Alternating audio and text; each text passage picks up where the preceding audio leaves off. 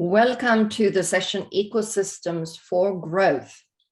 My name is Dr. Annika Steiber, and I have in the last decade focused on something I call corporate startup ecosystem for both more effective R&D, entering new markets, or to be able to cover a larger share of users' needs.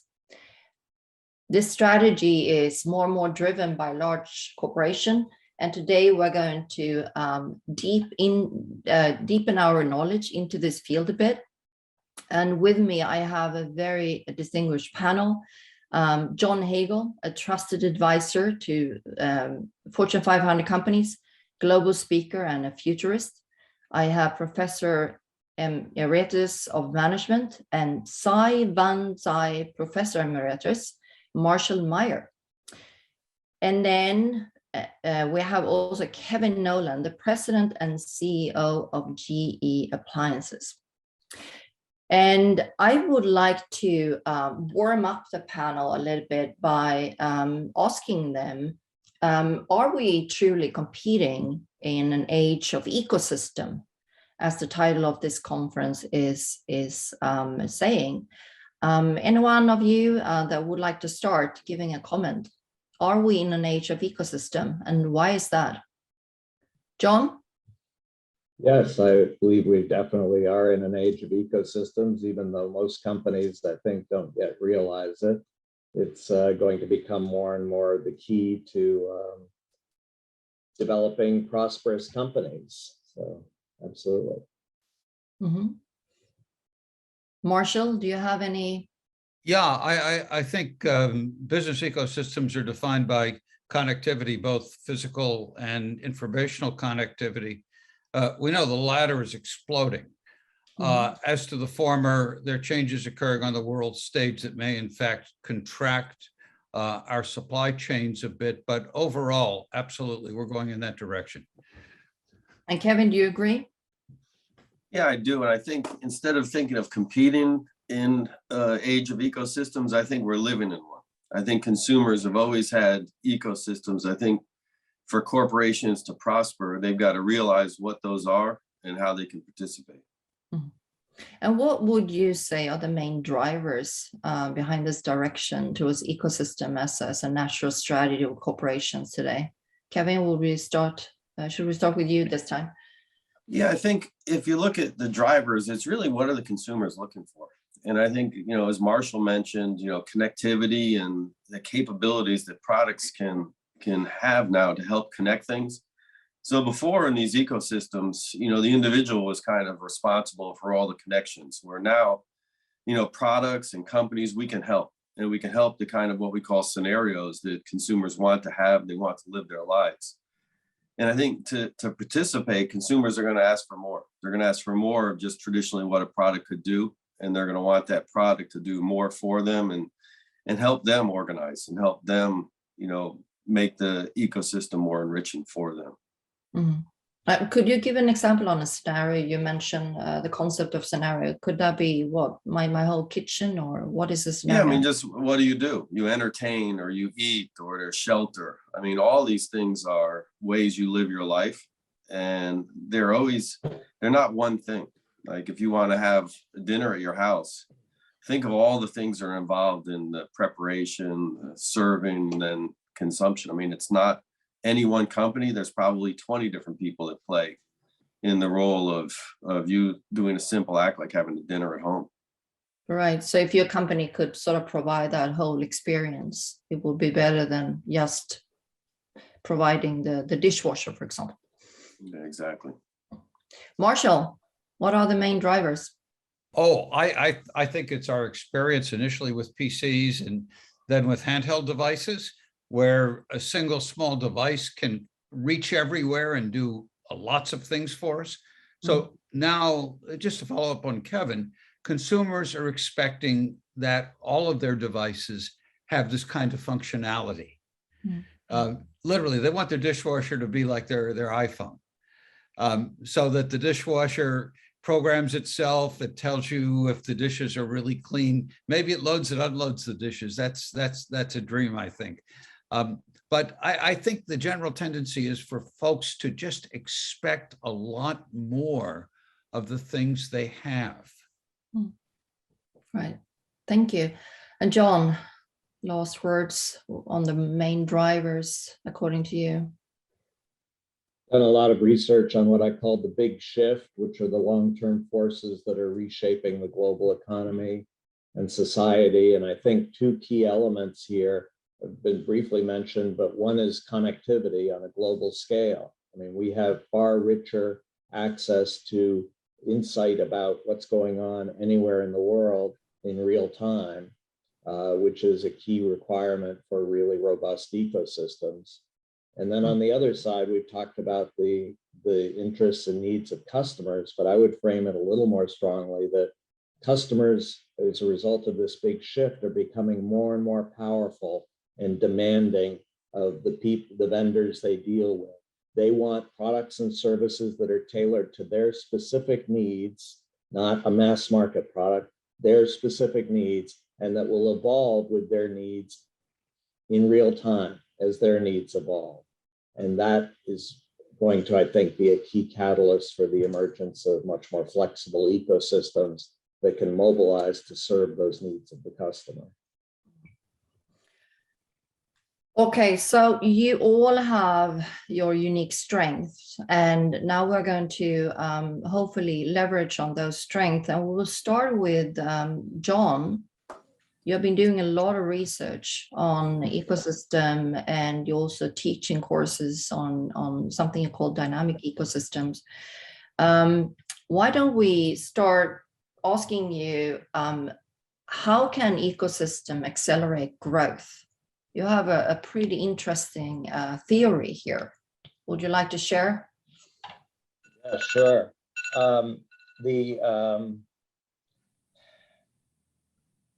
I think that they are an untapped opportunity in growth strategies.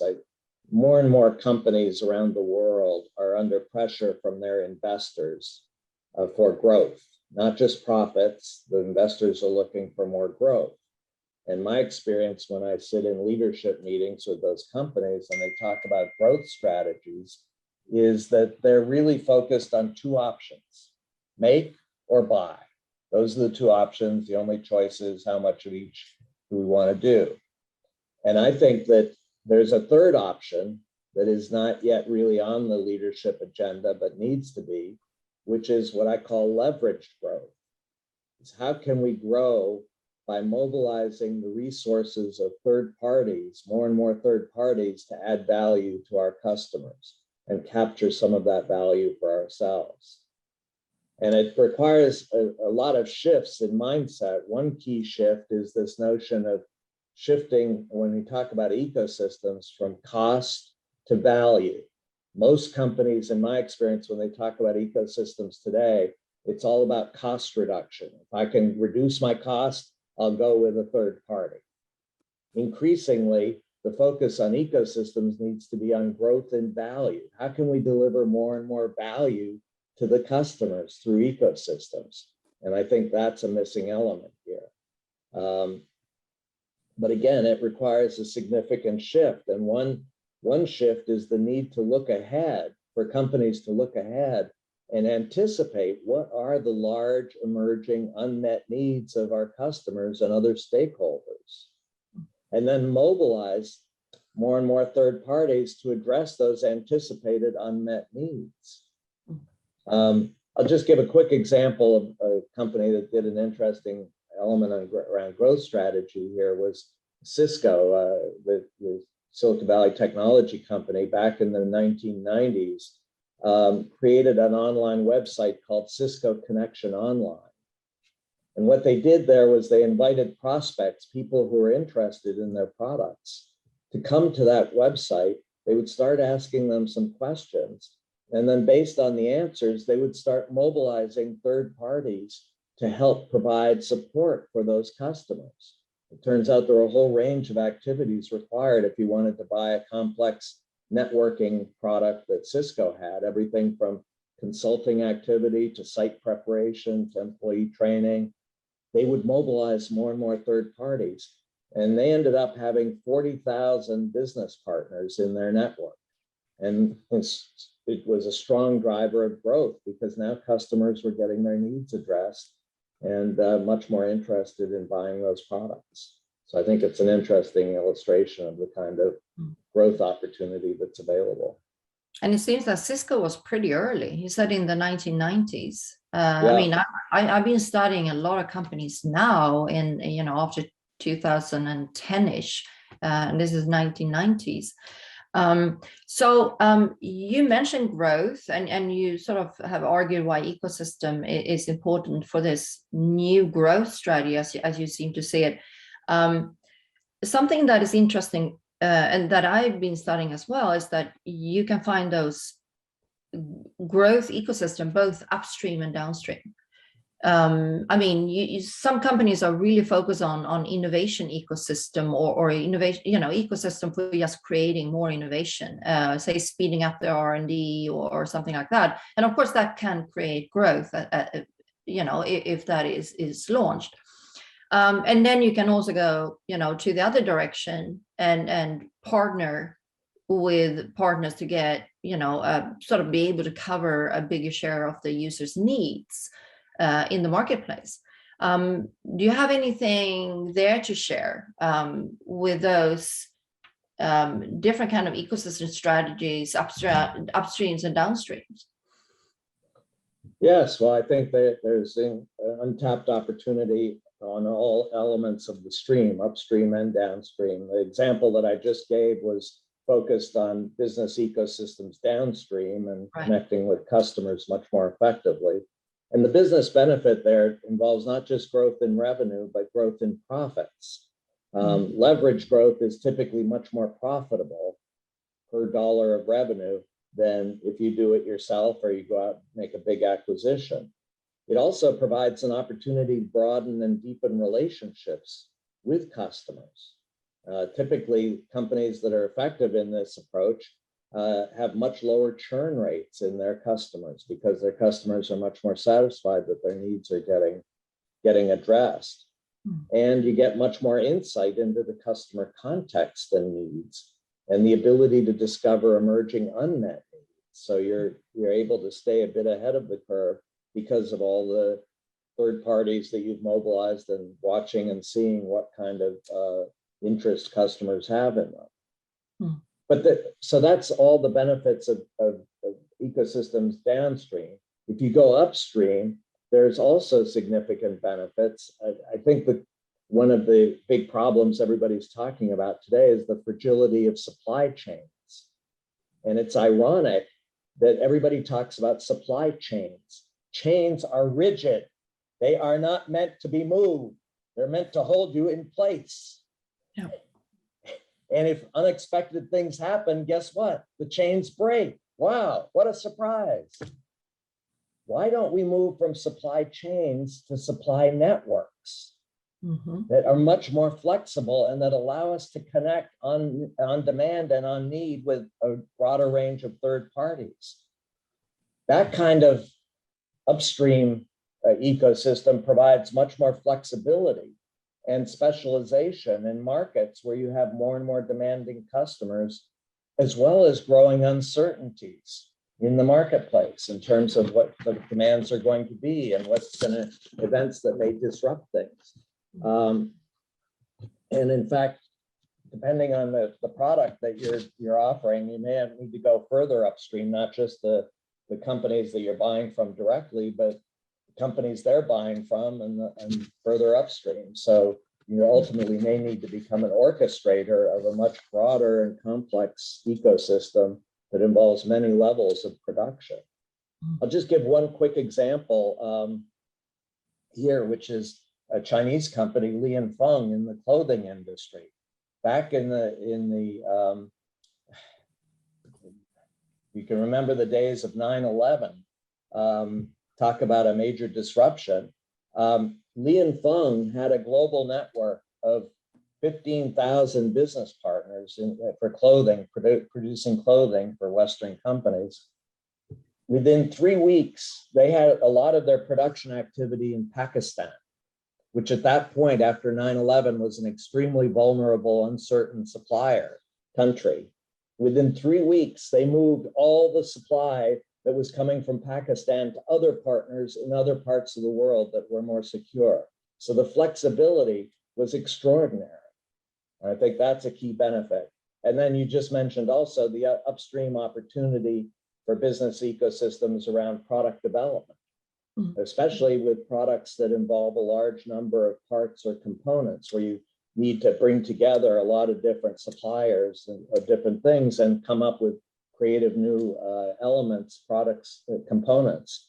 And I think in that, particularly as product life cycles shrink, we need to significantly increase our efforts to develop new products. And ecosystems, again, in that part of our business system, can be extremely helpful in mobilizing more and more third parties to come up with more creative new products and services more quickly. Super interesting. So we have a new research field for any researchers that is part of the participants here. Supply networks, we skip supply chain management now, it's supply network management. And the supply chain or the value chain is more or less exchanged by ecosystem on many different levels downstream to the users.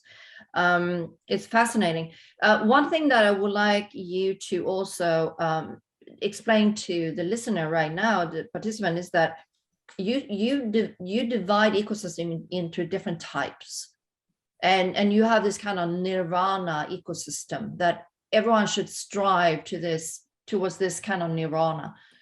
Could you explain those types of ecosystem and what is the nirvana type that we should strive for? In my research, I've actually identified 12 different types of ecosystems. There are a lot of different types, and one thing companies need to be much more focused on is not all ecosystems are the same. But in the interest of simplicity, I make a distinction at a high level between two types of ecosystems.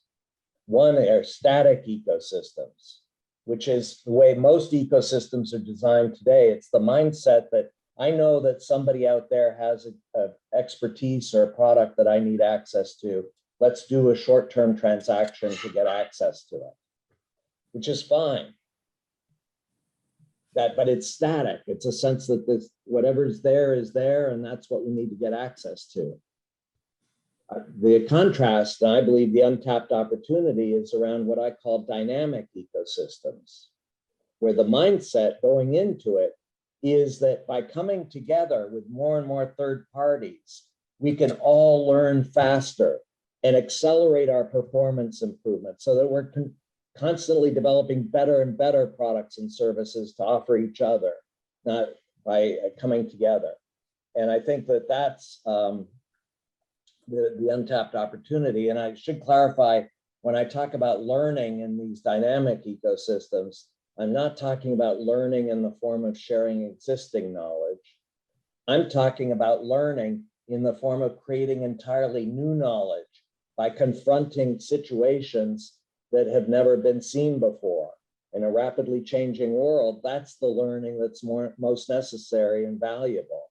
And that's where dynamic ecosystems can help the participants to learn faster together. But it's a key issue there is to do that kind of learning takes a lot of risk. You know, there's a lot of potential for failure, and you need to be able to express vulnerability. So building those dynamic ecosystems cannot be done on short-term transactions. It needs to be done with long-term, deep trust-based relationships. And that's the core element of these dynamic ecosystems. So, and it requires a lot of focus on the motivation of the participants. I think one of the challenges in the business world today is more and more companies and leaders are driven by fear as a dominant emotion. And if you're driven by fear, you're not going to learn nearly as fast as if you're driven by passion and excitement about opportunities. So how can you motivate more and more participants to do that kind of learning together? And that's going to be key. And here I'll just give another quick example of a dynamic ecosystem. Again, I'll go back to China in the Chinese motorcycle industry. And again, this is going to go back into the mid-1990s in Chongqing. But it turns out there were a number of entrepreneurial motorcycle companies in Chongqing in the mid-1990s, Zongshan, Longjin, Dachangjiang. Interesting model they pursued. They wanted to compete with the dominant Japanese motorcycle vendors in the world. And they started to modularize the motorcycle design and invite a growing number of third parties to come in and help them innovate on the different parts and components of the motorcycle. And in very short period of time, significant innovation. The average export price dropped from $700 in the late 1990s to less than $200 in 2002, and led to a significant increase in market share relative to the Japanese, who were the dominant incumbents at the time. So just one example of what dynamic ecosystems can accomplish. And I should mention, I know I've got limited time here, but we have a whole course on dynamic ecosystems that will go into much greater depth on what these are, but more importantly, how to build them, what's required to build and manage them. So I look forward to spending more time on those. Yeah, no, so we talk about, you talk about static and dynamic ecosystem and the importance of more or less learning together to create new knowledge, which demands also more long-term relationship and I guess a common objective in those dynamic ecosystems. Super fascinating. Kevin, Marshall, do you have any comment on what John have described so far? I think, what John said is so important, growth. And I think, as I would say a practitioner of, trying to grow a company and trying to explore ecosystems, I think very, very good insights in what he said about, unmet, what are the opportunities out there? And the way I think is the first thing for practitioners to do is figure out what are ecosystems that are around you, where do you already play? And that's where you find opportunity. Right. And I think this is simpler than people want to make it out to be. Like if you look at appliances, I look at kind of two key categories that we're in. Are there unmet needs of customers out there? And that's an opportunity. Can you satisfy those needs? One good example we had was the Jewish community. Jewish community really wasn't having their needs met by the way major appliances worked. And people wanted a custom solution that worked for them the way they wanted to work. So we were able to become part of an ecosystem by working with third parties, by working with communities, and really provide an opportunity and customer loyalty that, we didn't even know that what that ecosystem was. We knew it was there, but didn't understand it and didn't know how to serve it properly. The other areas, things that you might even not realize your product does. We're part of ecosystems. People think of appliances. Well, you cook your food, you wash your dishes. But one thing, like we make water heaters and we're part of the energy ecosystem because you think our products do use energy. So once you start understanding all these different ecosystems you play in, opportunities be unlocked. So we look at a water heater now, not as a thing that just heats water, but it's actually an energy storage device. It has multiple uses, multiple needs. And until you understand those needs, you can't unlock the value that comes from those. And you can't find the right partners and you can't understand of how you can offer a better system to a consumer. So we're going to offer a house that uses far less energy, that uses renewables in ways that they weren't able to use before. That's a different avenue, a different area of growth for our appliances and a different value that's unlocked that was sitting there. But just because us as a company didn't realize we're in that ecosystem, we didn't unlock that value. So tons of opportunities, and it's not as hard as you would think. Can I just jump in before Marshall, you jump on the stage? I just want to sort of tag along here. Kevin, I mean, you are an amazing leader. And I'm telling you that from my heart, what I've seen so far, and I've seen many leaders. What do you think is required, among leaders to be able to sort of get this?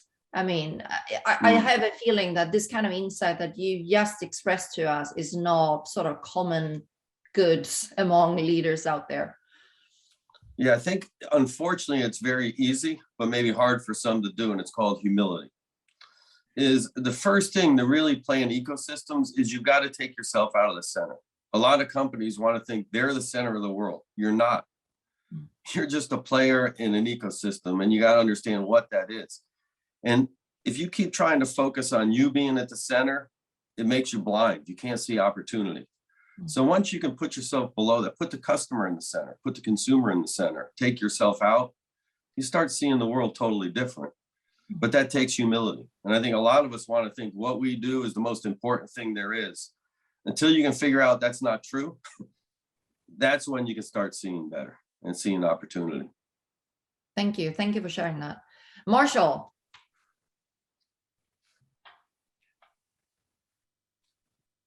How would you like me to begin, Annika? I guess by just commenting based on your reference and your own experience and your own research on what John said. Okay. Supporting I or is will it do that, anything? but I'm going to put it in the context of a couple of companies. Yeah. Yeah, John said a couple of things I thought were very provocative. And as did Kevin, by the way. I thought that was an extraordinary summary of what it takes to be an ecosystem leader. John mentioned, I just wrote this down. He mentioned the need for leveraged growth. He mentioned the distinction between upstream and downstream. He mentioned the need to take risk, and by implication suggested that ecosystem strategies won't always work. So I guess I'd like to begin looking at a company that's not quite a household name, but I think is an absolute exemplar of ecosystem approach, and look at its results. I'm going to do this very quickly because I don't want to go on to another company. The company I'm thinking of is called Sonos. Kevin, do you know of it? John, do you know Sonos? Sure. Okay, but it's not exactly a household word in the US. What does Sonos make? They make self-powered loudspeakers, amplifiers, et cetera, et cetera, et cetera. However, and this is the important thing, they connect their amps and especially their speakers with thousands of digital music sources from all over the world. They have a proprietary platform. It's integrated with iOS. It's integrated with Android. It's also integrated with other platforms like alarm.com. So you actually have multi-platform system here. And it's capable of distributing music and different streams of music to different parts of the house or the business if you happen to have it installed in a business. So look, multiple inputs, right? Multiple platforms, multiplex distribution, and partnerships, by the way, embedding their technology in things like picture frames and lamps. You know, at IKEA, you can buy at IKEA branded goods with Sonos technology embedded in them. You know, all of these create this very, very extraordinary ecosystem. And if you look at the bottom line results, they're also, I think, pretty solid. Today, Sonos is about a $2 billion company. They're aiming for $2.5 billion in the next couple of years. Their gross margins are close to 50%. They have very little capital invested, by the way, because they offshore most of the manufacturing. And their EBITDA is running 17, 19%, extremely high, you know, for a company that some might think of mistakenly as a hardware company. Now, look, you don't make this kind of money selling loudspeakers. You make this kind of money, you get this growth through connectivity, through your ecosystem.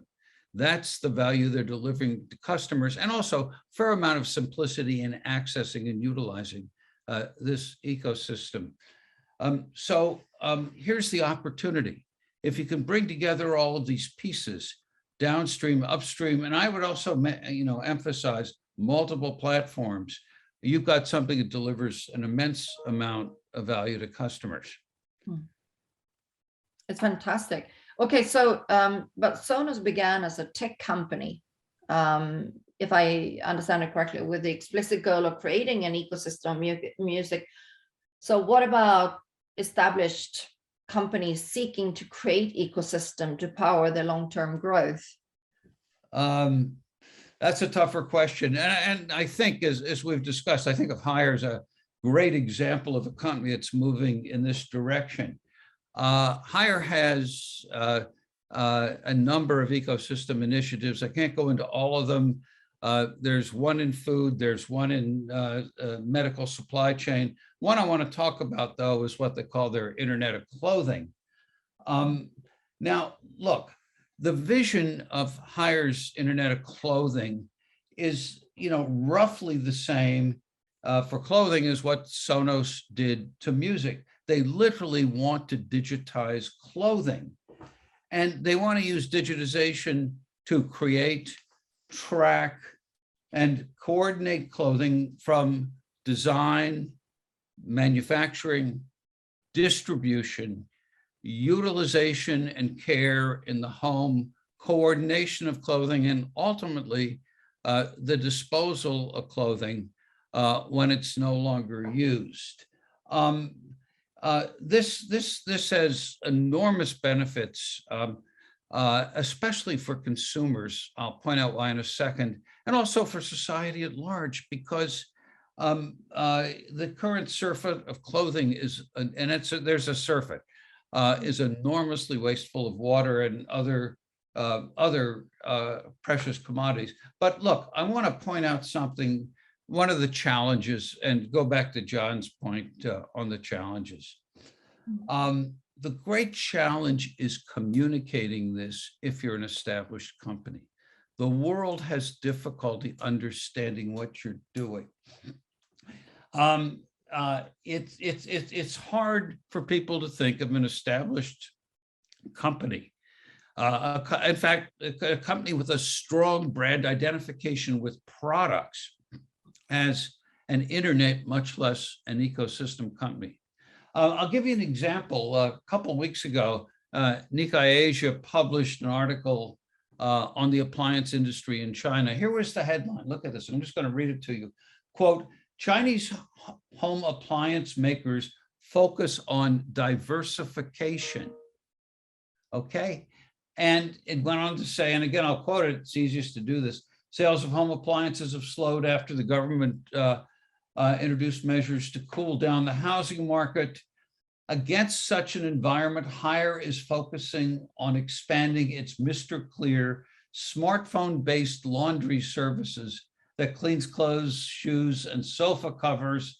They now have more than 100 Mr. Clear outlets in 30 provinces and cities, and it goes on.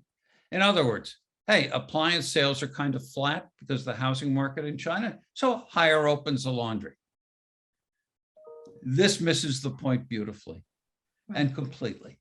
Okay, look, the laundry is part of the ecosystem strategy at Haier. Okay, how does this work? Clothes brought to Mr. Clear are tagged digitally, okay? This ensures they're laundered properly. Now, the next generation of Haier home washing machines is going to be able to read these tags. These tags can last up to several hundred wash cycles. And so the clothes will be laundered properly. And then Haier's got another product called a smart closet, okay, that reads these tags, all the clothes in your closet, right? And then can help you coordinate and match them. In fact, just tell you what clothes you got. Let me give a kind of a very funny data point here. Most people don't realize this. This comes from moving companies in Europe, but they've got data from almost the entire world. if you ask people what percentage of clothes they own, they've not worn in the last 12 months, they're going to tell you, oh, about 33%. Now, the moving companies know that the actual number is 66%. In other words, people have no idea what clothes they own. And you can see how this Hire smart system, it's not just Mr. Clear the laundry, it's not just your home washing machine. It's these together with your smart closet are going to give people a much better understanding of what they own, how to use it, how to spend their clothing budgets much more efficiently. Moreover, there'll be so much data about clothing floating around that, stripped of personal information, identifying information, these data can go in bulk back to the makers of clothing and help them understand what people are really using as opposed to what they purchase. And it also can ensure, again, proper disposal of these clothes. Now, look, this strategy has been under development for years. And the first Mr. Clear store was actually opened in late 2019 in Qingdao. Everything I mentioned to you, by the way, is public and transparent. There's a wonderful website called www.mrcleare.com. It's in Chinese, but that doesn't matter. It's all there. But the challenge for Hire is getting this message out that this is an ecosystem. It's not just a laundry. Right. Thank you for sharing. And I think it's super interesting what you pinpoint, that we are so into an old paradigm.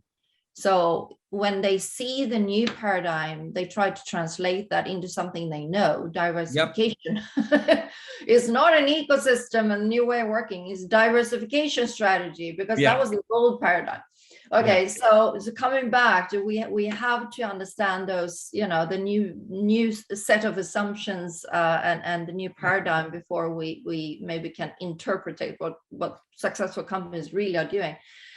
Comments from Kevin and John on Marshall's fabulous speech here about the Sonos example that was more or less born into this new paradigm, and Hire that decided to change its paradigm and transform. Yeah, I'll just say, I mean, these are great examples, very inspiring of what can be done.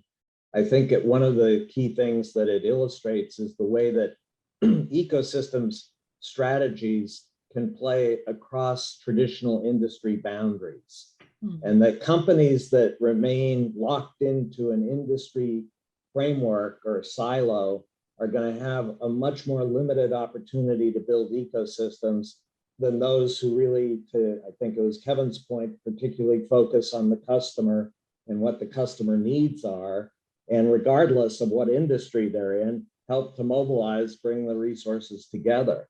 And then one other quick comment. I think that the kind of initiative that he discussed around Hire has the potential to become a trusted advisor to the consumer on clothing. And I think the trusted advisor role is, again, an untapped opportunity, and it has infinite potential for expansion. As you become a trusted advisor, you can expand into areas well beyond where you started. I mean, if you're doing clothing, you will quickly see that the people you're serving have a family. There's children's clothing as well as adults' clothing. Now you can become a trusted advisor to what's required to be a successful family, not just in clothing, but other aspects of your life. And you can just expand continually until you become a trusted advisor for everything that the consumer needs. So I'll just leave it there, but I think it's a real potential opportunity. I see your evolution to Nirvana there. Absolutely. We're going upwards. So Kevin, over to you. We're actually going over to GEA anyway now.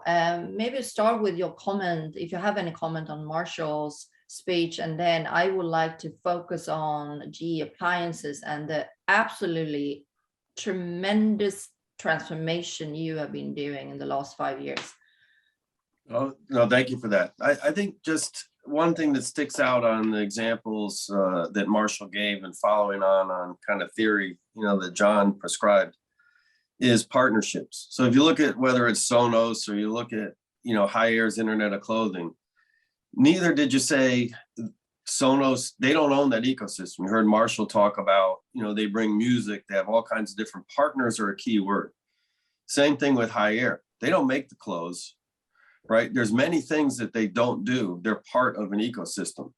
Now they add value because like High Air's clothes, they all of a sudden know what the clothing manufacturers don't. They know about the wear and tear that, so they're an important feedback loop, right? There's a lot of exchange of value of information that's happening in those two ecosystem examples that Marshall had.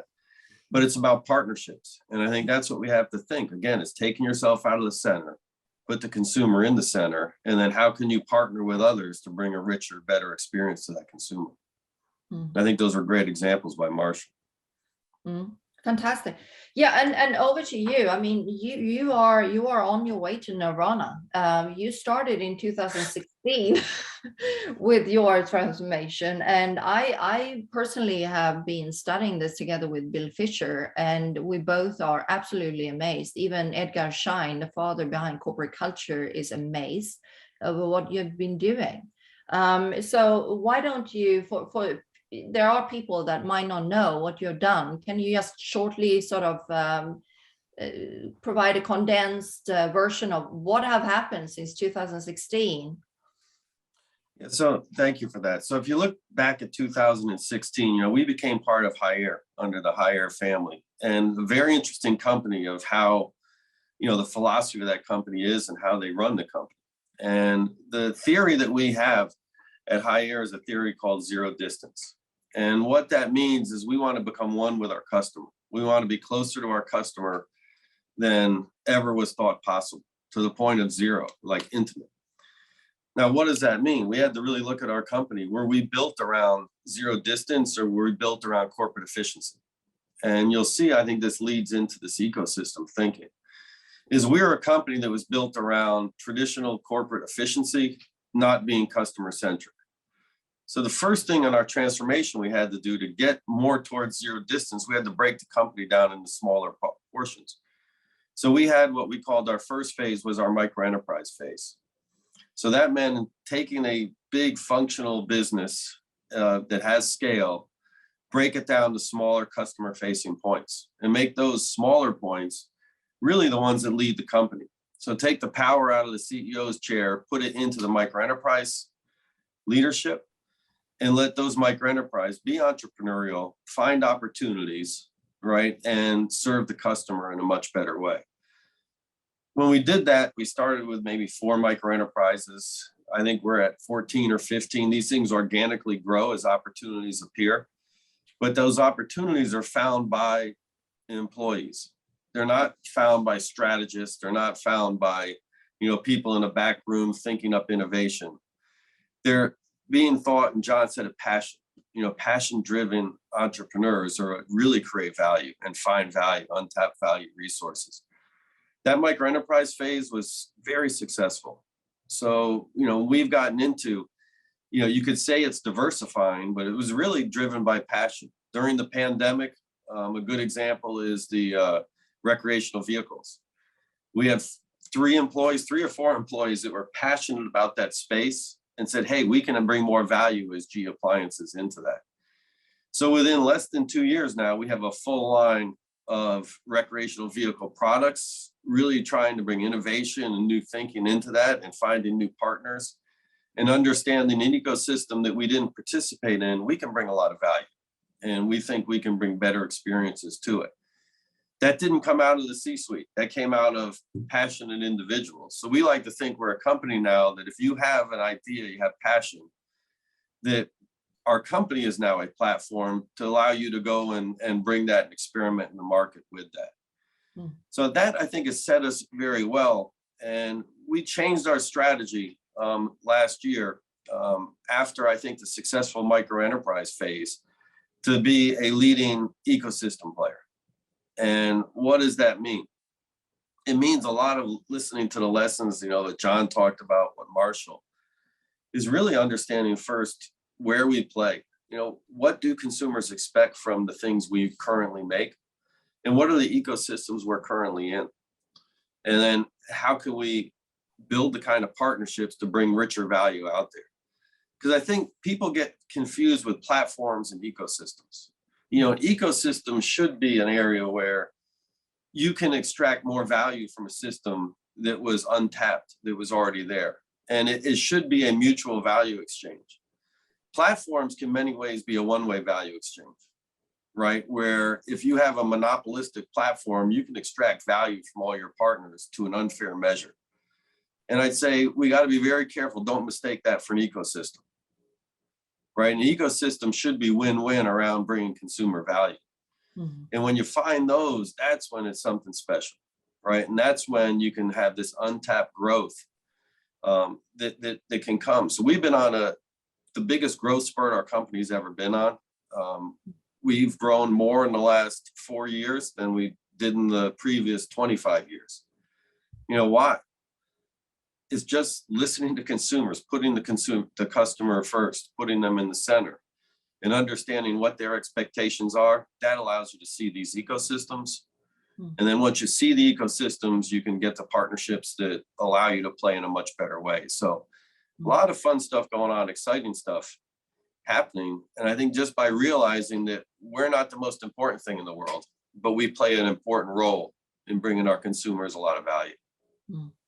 So may I ask you here, because this is also, you know, of personal interest that I try to understand. Do you think that you needed that micro enterprise phase, which more or less made you more as an ecosystem internally before you went and create this ecosystem strategy externally with partners?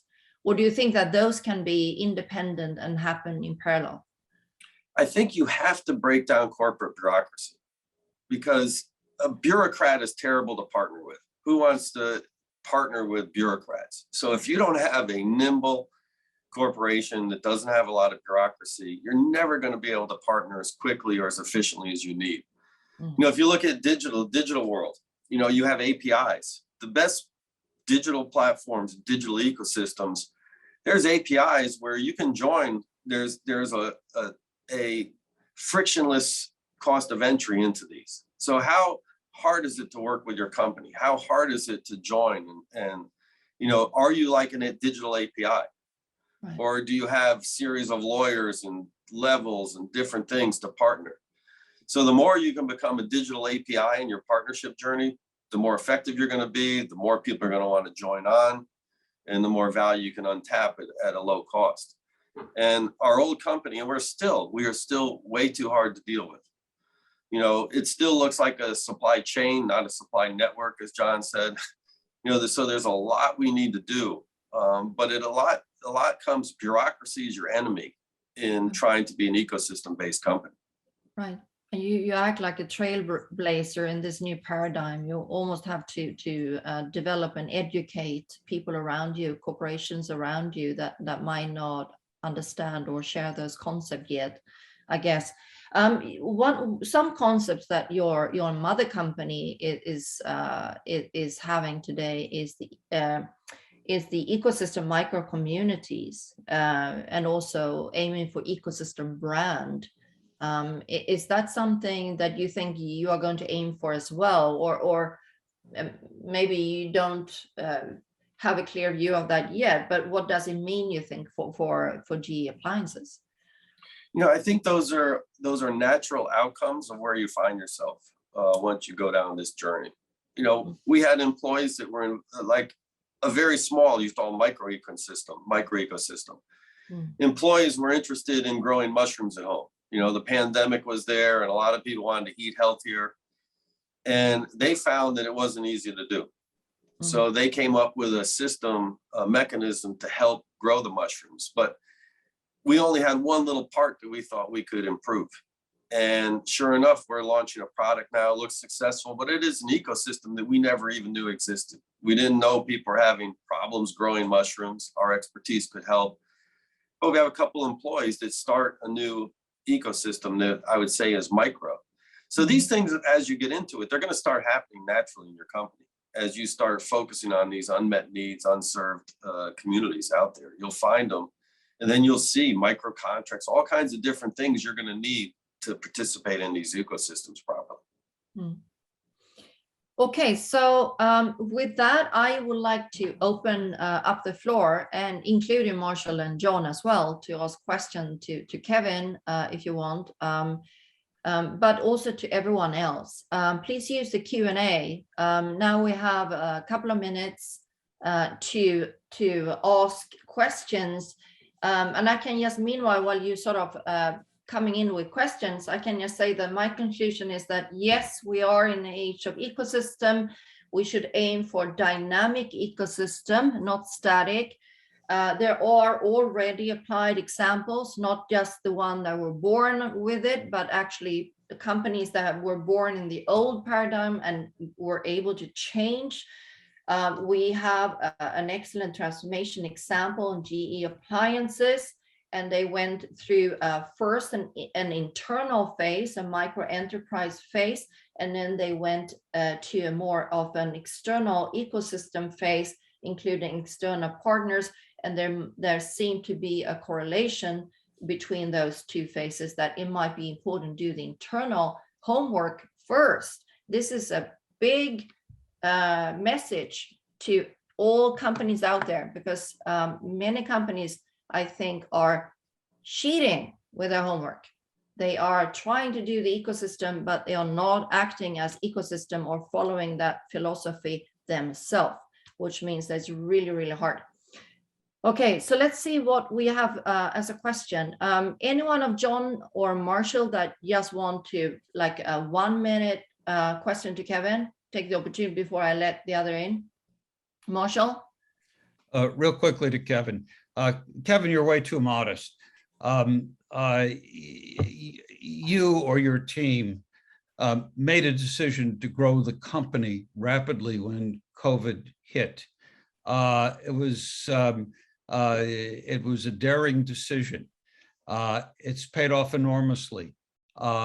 How did the higher management system, the emphasis on micro enterprises, on ecosystems, help you or perhaps hinder you in making these decisions? Yeah, I think, it's simply during chaotic times, you need to be nimble, you need to be fast, and you cannot have slow decision making. So I think we were well poised, well suited, because we broke down, not all, we're still working, but a lot of this bureaucracy. Then you see opportunities, because we can always see them. Can you capitalize on them? Because these things in the world we're in today, I think John was talking, it's so dynamic, so fast moving. Do you have a company that's built around speed or built around bureaucracy and efficiency? So I think building your company around speed is going to allow you to participate in ecosystems, allow you to flourish in chaotic times, which unfortunately look like our future. Okay, so we have some questions, and I also want to say that if you want to dig deeper into dynamic ecosystem with John Hagel, there is a course with him coming up very soon in May. So hopefully you will see a link in the chat window sent out. But meanwhile, we have Khalid. John Hagel, would you consider crowdfunding as a dynamic ecosystem?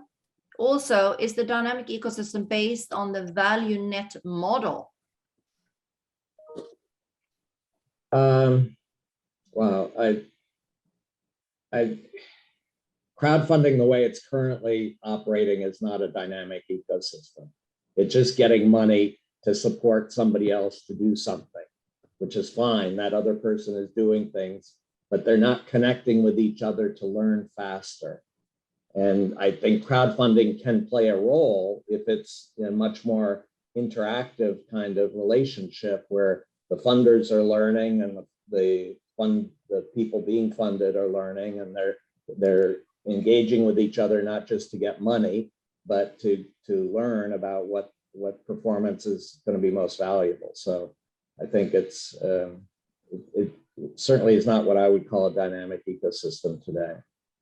Yeah, okay. Maybe if I can build on that, I would say what is dynamic is co-creation. So we're trying to push towards co-creation of, instead of just having a money exchange, how can you have an idea exchange to bring more value to a product by co-creating with customers. So I think as we think crowdfunding is kind of a means to an end, as John said, co-creation can develop real exciting things.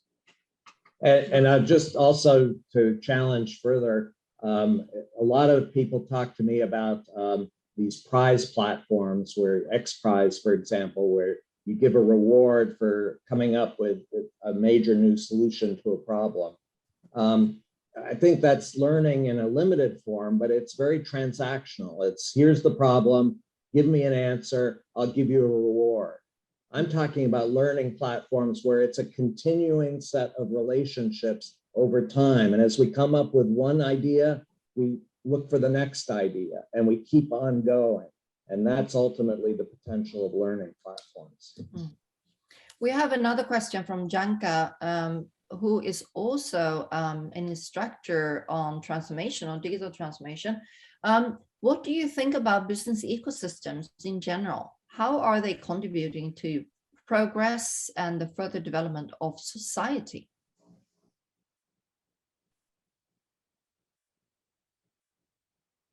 Is this a good thing for the society that we work in business ecosystem rather than in vertical closed systems?